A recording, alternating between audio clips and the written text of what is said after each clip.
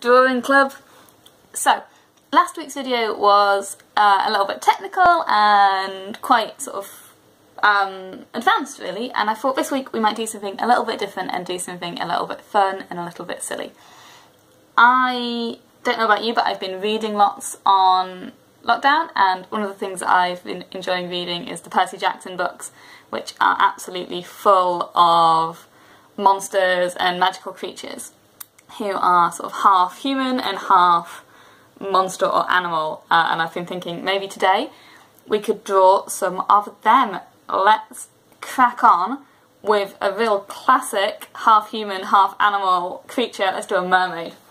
So, when I draw a mermaid, first I like to think about the middle. This is kind of where the body would meet the tail. Oh, she's going to be quite wee. I've done that quite small. And then I would start to think about drawing her body, and I would stop before I got to the arms. I'd put the shoulders in, and let's make her swimming through the sea. As ever, cheaty hands, love a cheaty hand.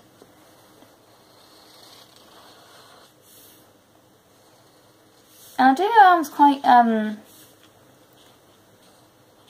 floppy, I guess is the word I'm looking for, because she's just floating about in the sea having a nice time. She's not like rigid, she's in the water, she's quite relaxed. And then I will draw her hair, and because it's a mermaid, I'm going to go a bit over the top when I draw her hair. I'm not going to do a like nice sort of sensible hair like I do when I'm drawing myself. It's a mermaid.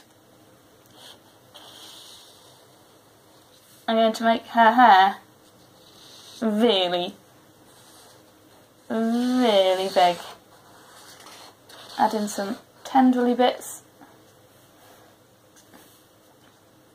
And I'll think about the bottom of the hair right at the end when I've done the tail. Do some bits of hair coming around her face, just to give that sort of floaty in the water detail. And then put a nice face on her. Of course, when you do yours, you can add a lot more detail.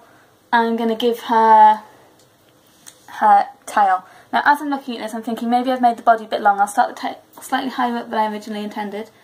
And I like to do a big chunky top of the tail like Ariel has in The Little Mermaid, because it gives a bit of definition. If I had a rubber, I'd probably get rid of those lines there, and then take the tail,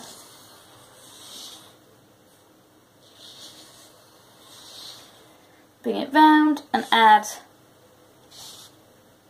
a big fishy bit at the end, slightly going off the edge of the paper. That's not a problem. And then now I've done that, I can think about the ends of the hair. Again, I want to get that nice floating about in water, relaxed look to it.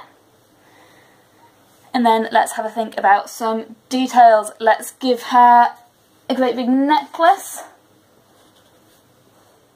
and some bangles. And let's put some sort of one-sided top on her. Do mermaids wear clothes? Never really worried me before. And that is how I go about drawing a mermaid. Now, maybe mermaids aren't your thing. Maybe you'd like to draw something a little bit scarier. So let's have a think about some scary kind of monsters now.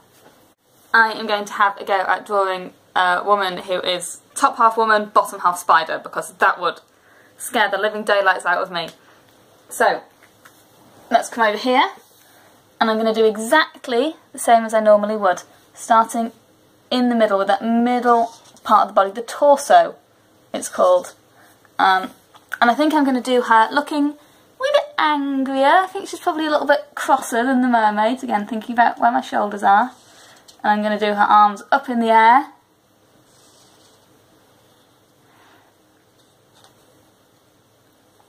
Alright, I'll put the thumb on the wrong side, haven't I? There we go. I love that I'm literally drawing a woman who's got spider legs and I'm worried about getting her hand the wrong way around. People are going to be like, oh, I don't know if it's realistic. Ridiculous. And this arm can come up as well, like a big sort of spider cheerleader, because that way I can have another go at getting that hand right. There we go. And again, monsters for me, unrealistic hair is important. She's going to have spiky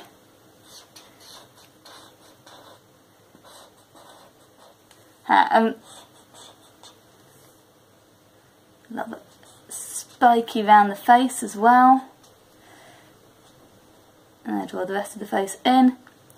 She is not going to be looking quite so cheerful as the mermaid. She's going to be looking angry. So I use mostly straight lines to draw her angry face. And put in the neck and shoulders. And I think I'm going to give her something to hold as well. I think I'm going to give her a big old trident. Spiky weapon.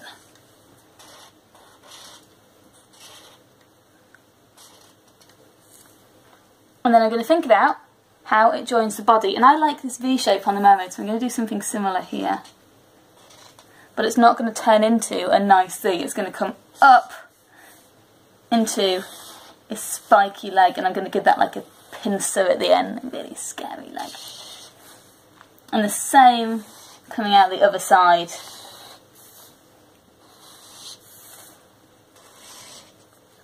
I'm thinking about how those legs would look from in front. So you'd have two at the side and then they'd be coming round in front of her. So up and down like this. And this is a really good time to think about all of that work that we did last week on what goes in front and what goes behind. So getting your rubbers out and taking out anything that you think might be going behind. And then we'd see some of her legs towards the back as well, wouldn't we? And they're going behind there, like this.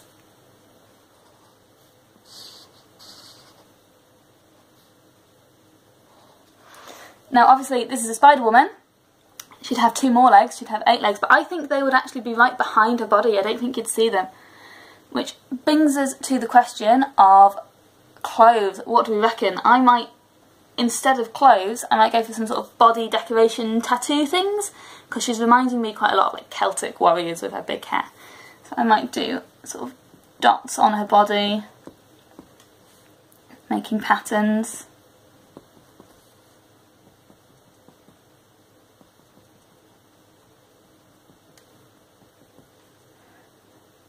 Maybe coming up and round in a spiral on her body over there as well. I am pretty happy with that. Now you might want to do somebody who's sort of not quite like a mermaid, not quite like the spider woman, neither a monster nor sort of a fairy tale character. Let's do a centaur, half person and half horse.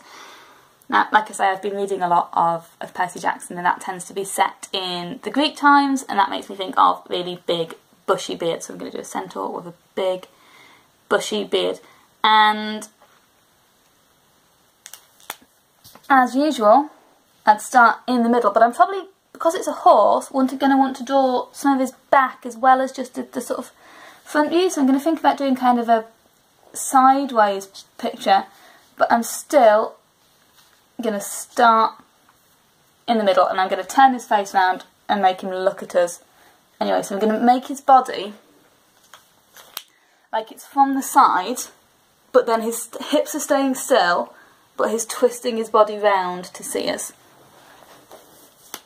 which is a bit complicated to think about. So the line is going to kind of come up and round. You're going to end up taking up more space at the top than it did at the bottom.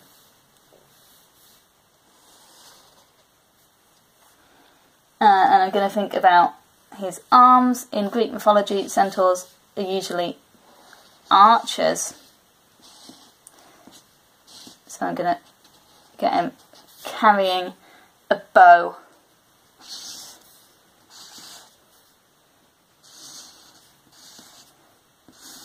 Like that. And the other hand can be reaching up onto his shoulder to get an arrow. So that's going to come kind of across like that.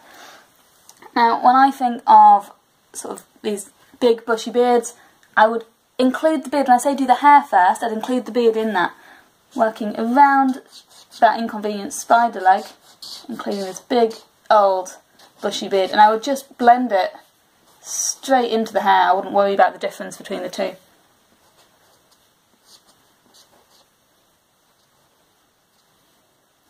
And I'm going to give him just sort of like far away eyes, like he's going, Mars is bright tonight. Like he's looking a long way into the distance and filling in his shoulder there. And then I start to think about that horse body. It's going to come down, and of course he's going to have two sort of horse legs at the front with hooves, but then the rest of his body is going to kind of come out of the back of him.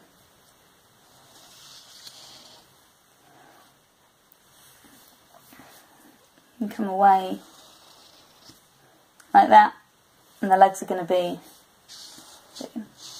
sort of like that. Looks more like a pig leg. More like a pig leg. I don't think a centaur would be particularly flattered by this. And then a big, I'm actually going to bring this back up higher there. As ever, I'm working as I'm going along.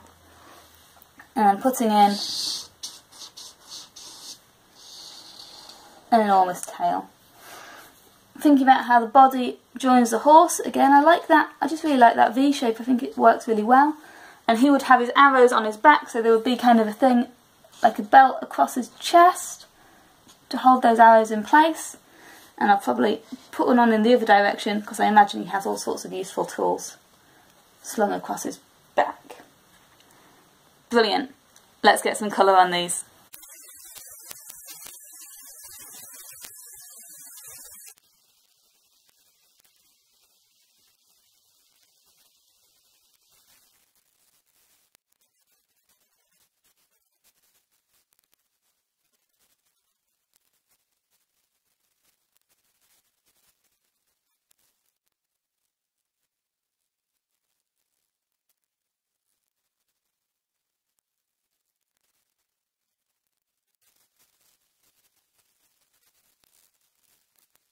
There we go, a fantastic cast of mythical creatures and monsters.